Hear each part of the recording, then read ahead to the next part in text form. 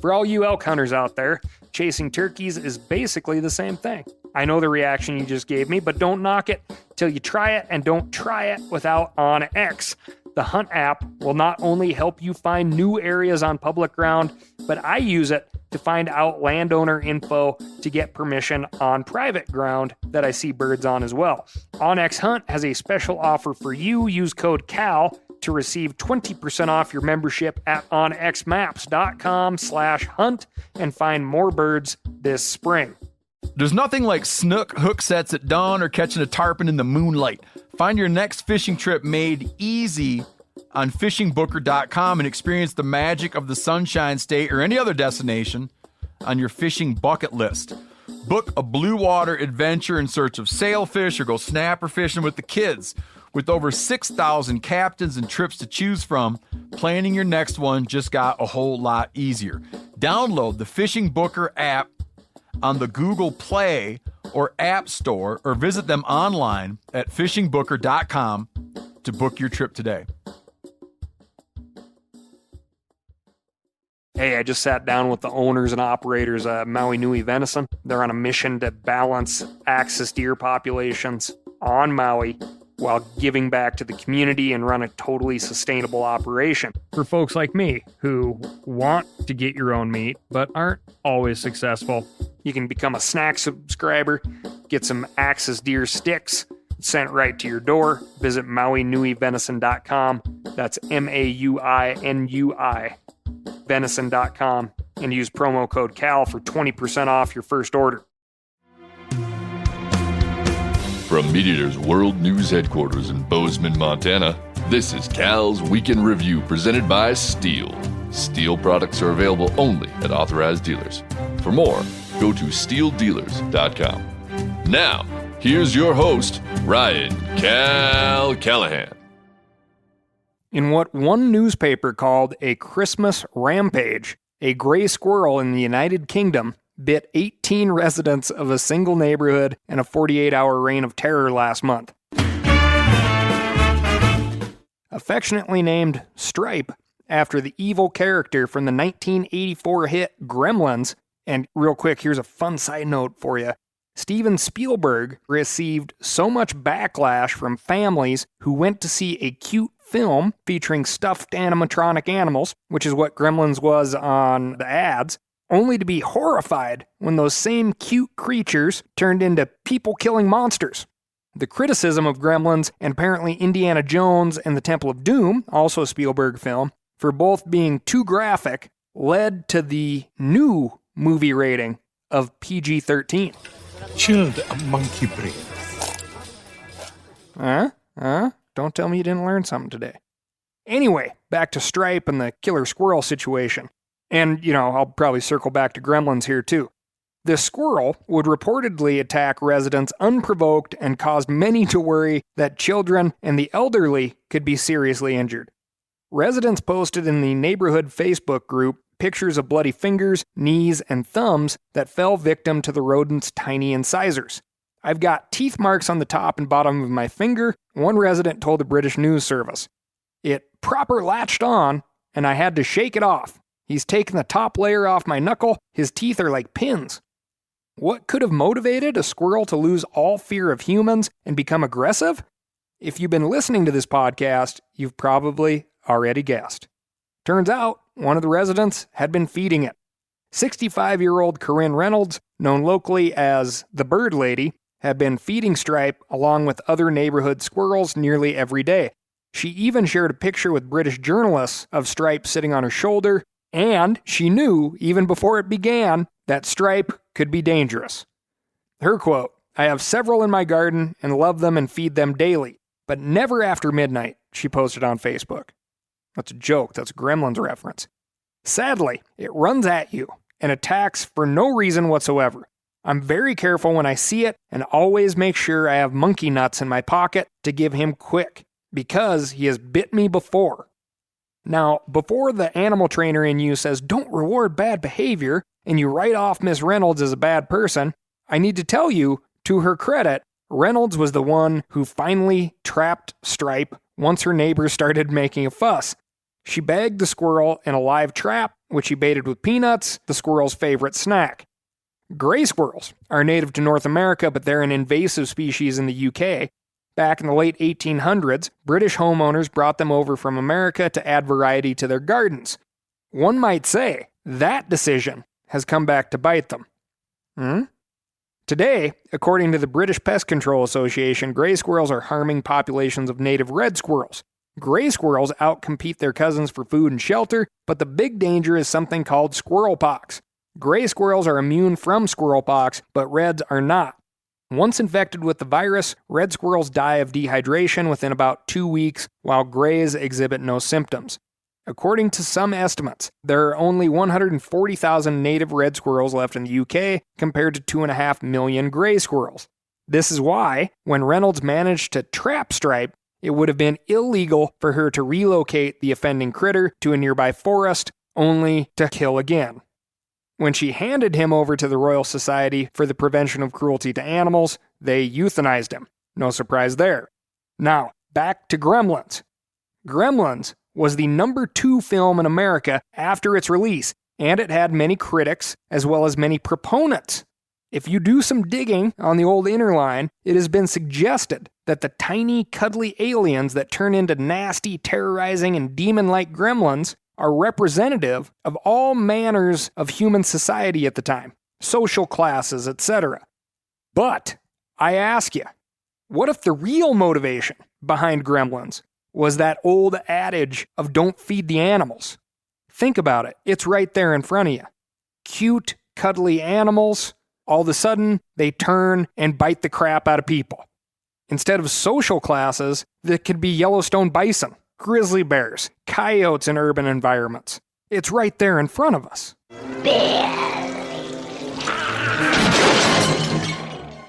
This week, we've got Get Off Your Bass in the New Year, the Snort Report, Wisco Wolves, AK Caribou, and trail cams. But first, I'm going to tell you about my week. And my week was pretty darned awesome. We started off with a chucker hunt, which if you have ever hunted chucker or know someone who does, you've undoubtedly heard the saying, the first time you hunt chucker is for fun, every time after is for revenge. That saying comes from the fact that the chucker, which is an introduced species also known as red-legged partridge, resides on very steep, rocky, mountainous terrain.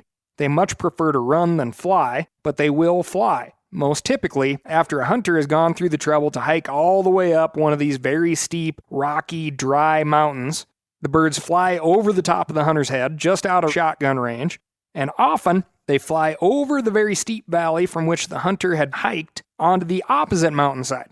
They can be frustrating birds to hunt, but they will get you in prime hiking shape, and if you really get into chasing them, they will destroy, at minimum, a shotgun, several pairs of pants, and a few pairs of very sturdy hiking boots. This hunt was one in which the birds were overrun with too much snow, and the raptors were keeping them buried. They did not like to fly, and they could not run. Keep in mind, we didn't know this at the time.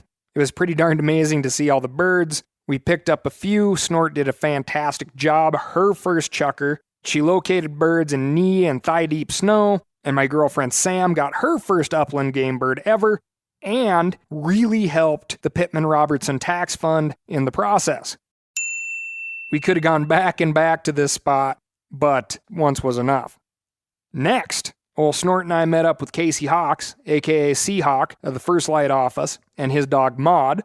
We headed into the desert to find wily, wild, and sparse late-season roosters. Casey has an obsession for hunting these well-educated and elusive public land birds. The victories are few, with many miles on the truck, dogs, and legs in between. Often, a win is just getting a shot off. I had Snort outfitted with a GPS collar, the Garmin kind you see on the pointing dogs, something I've wanted for a really long time. And, really just wanted to cure my curious nature. How far did the dog run? Did we really cover all the cover that we saw? Those types of things. I know, it's very techy. We beat brush, and the 4 to 6 inches of snow dropped on us from the tall sage and Russian olive until we were soaked. Snort retrieved her first quail, then another, and after gritting out and stomping through as much cattail as I could handle, she flushed a hen pheasant. Then a rooster, which held very tight until that little lab nose broke its comfort zone. Snort did everything right, and I was out of position, already moving past, and I'd just flat out missed my only opportunity of the day. It was gone. After another couple hours slogging through and falling in half-frozen marsh, we decided to give the dogs a break and drive to another spot, with the heater cranked full blast because we were soaked. Our first glance at the new zone was not all that promising, but we were running late on time and gave it a walk anyway. Immediately, we were flushing hens and finding more tracks in the snow. After a couple of miles, we were walking in between groups of cover in the sage, and Snort circled a lone sagebrush twice, then started to walk away. Then, thought better of it, turned around and circled the scrawny sagebrush again. Then she looked up at me, very confused. I said, "Bird?" Snort jammed her head under the snow, and a hen pheasant erupted. These birds were holding tight. About 5 yards later, another sagebrush and another hen. 20 yards beyond that, another hen. And finally, after talking, laughing, and stomping around, a rooster launched out of the snow with a lab nose on its tail. Casey's dog Maud found that one, and Casey made a great shot, and we finally had our trophy bird. This is the type of situation where if one guy connects, it's a team victory, and the dogs were working great. We stopped and took pictures of it like it was a 6-point bull. Newly motivated, we hiked on, and again, smashed cattails and waded over our boot tops and bogs, and did not flush a bird. Eventually, Snort, smelling something good, waded into a muddy crops of cattails and came out with a hen blue-winged teal, which she delivered to me and was none too happy when I threw it into the air. Catch and release is apparently not her thing. Eventually, as the sun was getting low and the temps were moving back into the low single digits, Snort came out of the brush with a hen pheasant. Again, when this bird was released, Snort was very unhappy. Now things were cold. Everyone was tired and wet, and we headed for the truck. We were hunting, but definitely at a faster pace. As we neared the warmth of the vehicle, Casey and Maud swung left, Snort and I swung right. Eventually, Snort and I popped up on the 2-track road and started walking Casey's way. A giant, cold Idaho desert sunset, which was absolutely gorgeous, was interrupted by fresh pheasant tracks and wing marks from where the rooster, had to be a rooster, right, had emerged from the cover onto the road and beaten us. Snort followed his back tracks into a depression that was filled with tumbleweeds covered in snow. This was a small dog in deep cover. She would disappear with her nose down and barely be visible when she would pause to look up at me.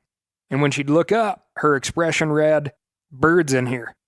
Perfectly timed, Casey and Maud showed up on the bottom end of this mess of cover, working slowly towards the truck. I moved parallel with them, and we had Snort in the middle. Snort was hunting, but if you didn't know any better, you'd have thought she'd lost her car keys or a contact she was moving so slow. After a few minutes, she looked up at me and said, "Bird." The next time her head dipped, a rooster emerged, vertically, from deep under the snow and tumbleweeds. This bird had to go up and up and up to clear the cover. My very cold hands found the safety and swung with the now horizontally moving bird, and bang! 2 old public land roosters, and a heck of a day connecting with an old buddy who likes to walk as much as I do. And finally, as if we needed more, we moved over to western Idaho, met up with an old buddy of mine, and got to actually hunt his private ground, which he typically doesn't hunt at all, and something he's put a bunch of conservation cash into. As he would say, all it takes is $1 million and a lot of time. We walked a cornfield, which is laying out there specifically for the birds, moved a ton of pheasants, most of which flew up onto a steep sage and snow-covered hillside. And then we just walked the dogs around in there, and Snort got a hunt behind 2 pointing griffons. The 3 of them made an incredible team. It was a very bad day to be a pheasant. The birds that held were found.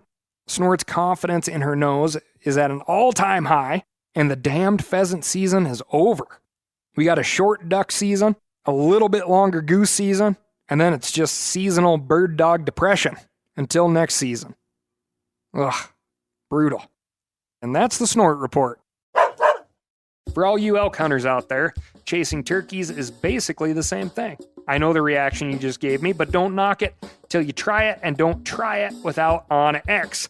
The Hunt app will not only help you find new areas on public ground, but I use it to find out landowner info to get permission on private ground that I see birds on as well. OnX Hunt has a special offer for you. Use code CAL to receive 20% off your membership at onxmaps.com/hunt and find more birds this spring. Now, a lot of you guys are familiar with the old hunting tradition of eating, some organ, the heart or a chunk of liver off the first animal you kill. I had that when I was a little kid, and it was a big deal. Organ meats were always prized by frontier people who knew the importance of getting a lot of different minerals and nutrients. And as often is the case, those guys were onto something, because organs are among the most nutrient-rich foods on the planet. And you can get the same benefits your ancestors craved via convenient daily capsules from Heart and Soil, made exclusively from regeneratively raised, grass-fed, and finished cattle. Heart and Soil's unique freeze-drying process means all those important nutrients are trapped in, ensuring you experience every one of the benefits of nature's superfood in a clean, convenient, taste-free capsule. Find out more at heartandsoil.co. And make sure to use code MeatEater for 10% off your purchase. That's heartandsoil.co. Use the code MeatEater. You ever get that feeling you're stuck inside staring at screens and a primal urge kicks in? You crave wide open spaces, fresh air, the chance to connect with the land? Well, maybe it's time to find your own piece of the wild, but searching for property can be a maze. That's where Land.com comes in. They got millions of listings across the country, from mountain ranches to hidden fishing holes. Their search tools are like a seasoned guide helping you narrow down what you want. Land.com isn't just about buying and selling. It's about finding a place to hunt, fish, explore, or simply sit by a campfire and listen to the crickets. So head over to Land.com today to turn one day into today, because trust me, there's nothing quite like the feeling of standing on your own piece of earth. Moving on to the catch and release desk. Wildlife biologists have been running into an unexpected problem in recent years. They can't get anglers to keep enough black bass. If you were thinking, I'm a largemouth guy, not a black bass guy, well, we're talking to you. The black bass genus includes large and smallmouth bass. These species were pushed to the brink of extinction in the 19th century, but in the early 20th century, anglers and conservationists worked together to save these famous fish. They introduced laws to stop market fishing and funded projects to conserve habitat. Most importantly, they engaged in a public relations campaign to turn black bass from a food fish into a sport fish. That turned out to be one of the most successful PR campaigns in conservation history.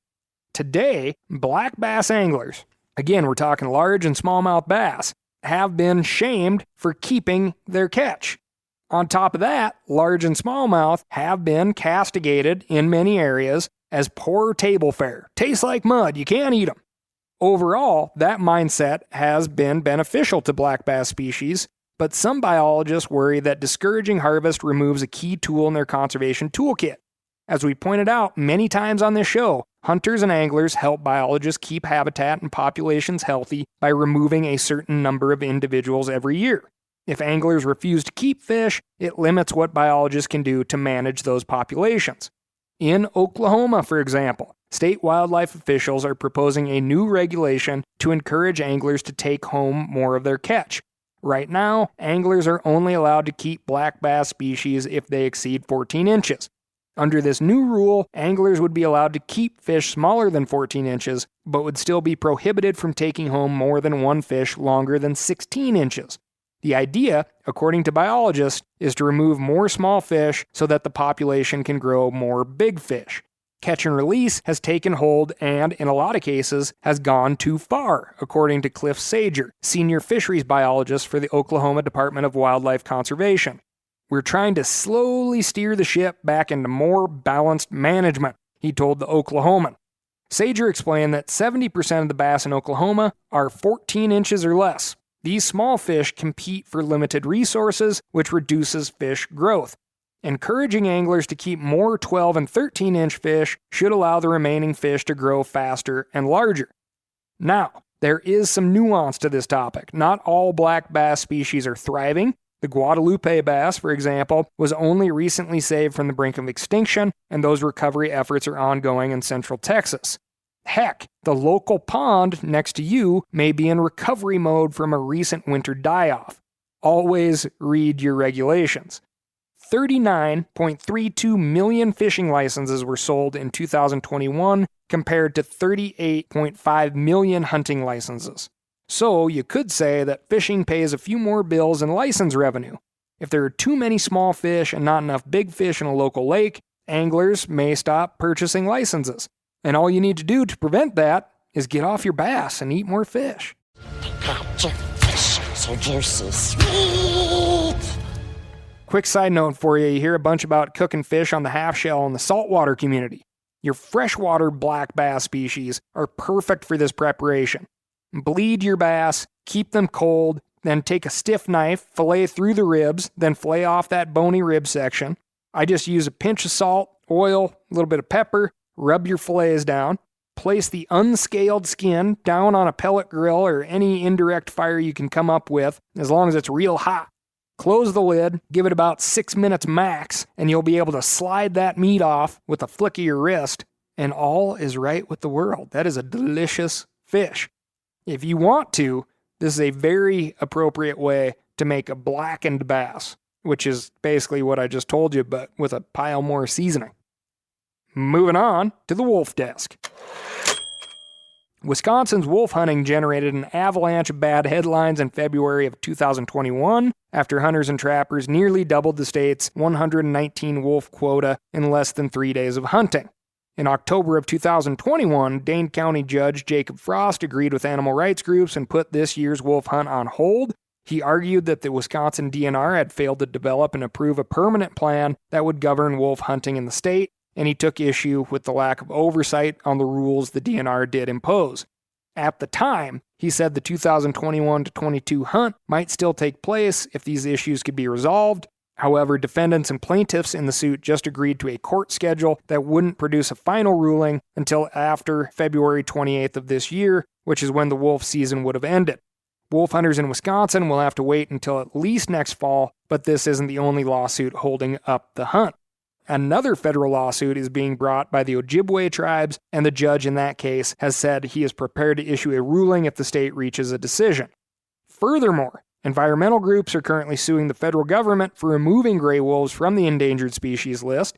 Even if the state and federal suits are resolved, that decision could end up prohibiting all gray wolf hunting nationwide.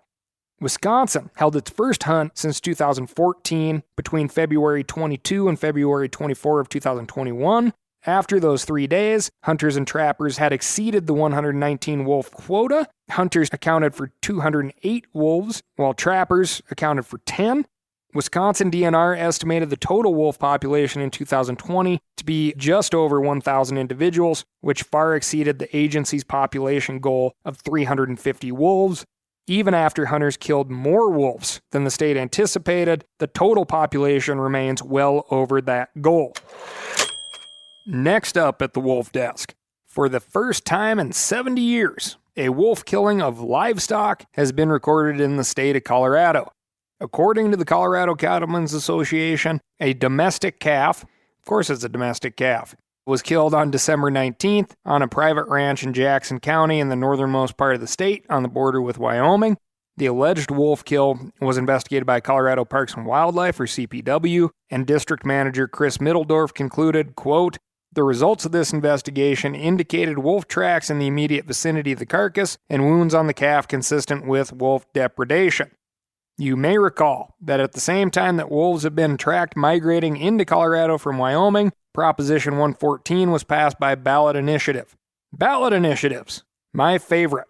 In 2020, calling for the state implemented reintroduction of wolves to Colorado. Hard not to foresee a head-on collision between those two forces.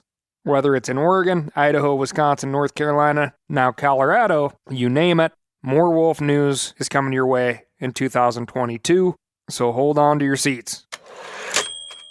Next up, the update desk.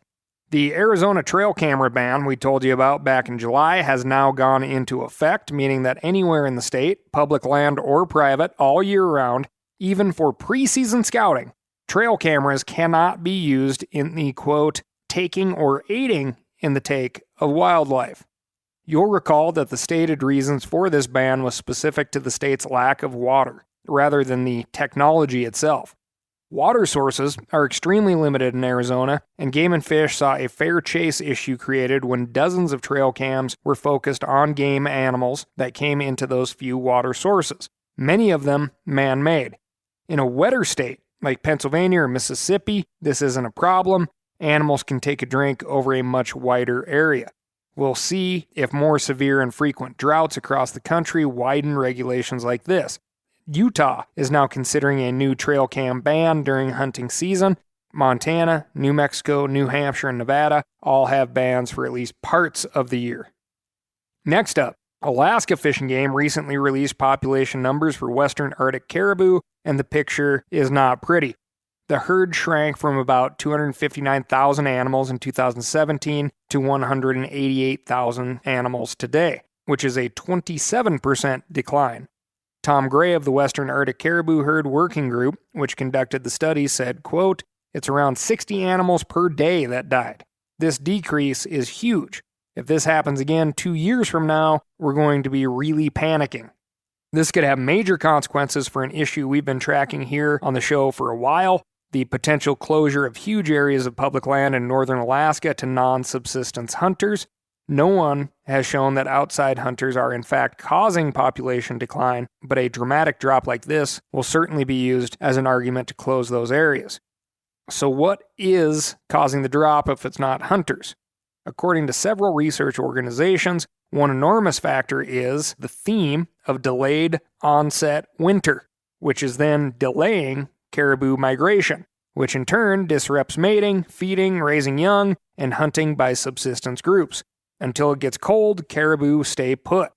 One measure of this change is when the herd crosses the Kobuk River in northwest Alaska, and Kyle Jolly of the National Park Service says, quote, "In the span of 10 years, the first animal crossing has been delayed by 2 months, which is an incredible change."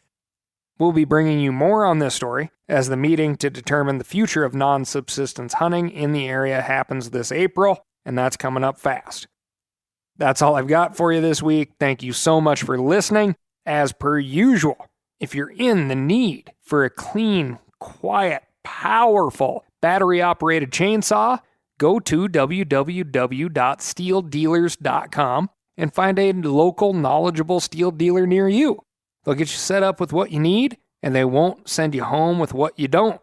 Aside from that, thank you so much to those of you who have written in to Ask Cal. That's ASKCAL at themeateater.com to let me know what's going on in your neck of the woods. So don't stop. There's all sorts of good stuff the national news misses, and that's why I rely on you. Thanks for listening, and keep it up. I'll talk to you again next week.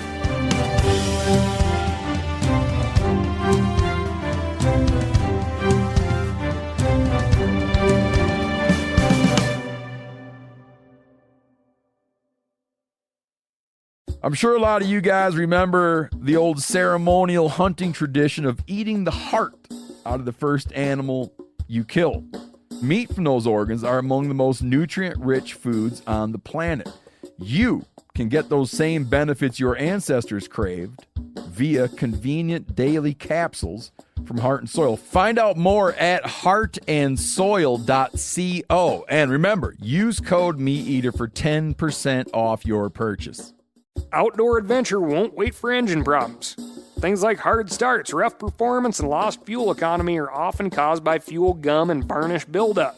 Seafoam can help your engine run better and last longer. Simply pour a can in your gas tank. Hunters and anglers rely on Seafoam to keep their engines running the way it should the entire season.